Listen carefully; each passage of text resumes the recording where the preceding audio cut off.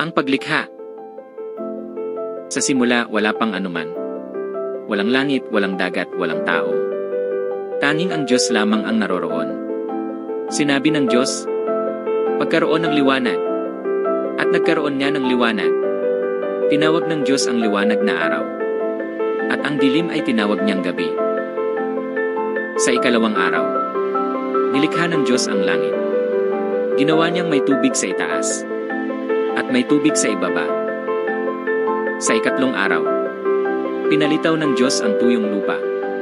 Tinawag niya itong lupa, at pinausbong niya ang mga halaman, mga puno, bulaklak at prutas. Sa ikaapat na araw, nilikha ng Diyos ang araw upang magbigay liwanag sa umaga, at ang buwan at mga bituin upang magbigay liwanag sa gabi. Sa ikalimang araw, nilikha ng Diyos ang mga isda upang lumangoy sa dagat, at ang mga ibon upang lumipad sa himpapawid. Sa ika-6 na araw, nilikha ng Diyos ang mga hayop upang mamuhay sa lupa, mga leon, baka, elepante, at marami pang iba. Pagkatapos, nilikha ng Diyos ang unang tao. Hinubog niya ito mula sa alabok ng lupa. Hininahan ng Diyos ang ilong nito, at nagkaroon ng buhay ang tao. Adan ang kanyang pangalan.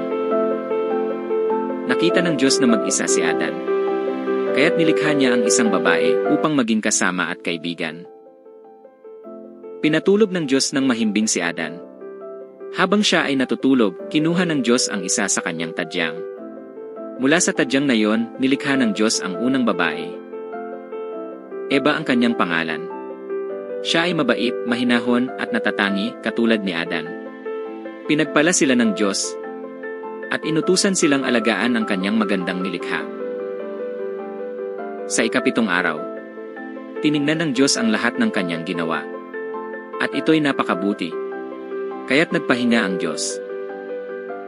Nilikha ng Diyos ang lahat ng bagay, ang langit, lupa, dagat, at tayong lahat. At sinabi niyang ang lahat ay napakabuti. Ito ang kwento ng paglikha. Nilikha ng Diyos ang mundo dahil sa pag-ibig. At nilikha ka rin niya na natatangi. Salamat sa panonood ng Bible story na ito. Nagustuhan mo ba? Paki-like, share, at subscribe. Hanggang sa muli.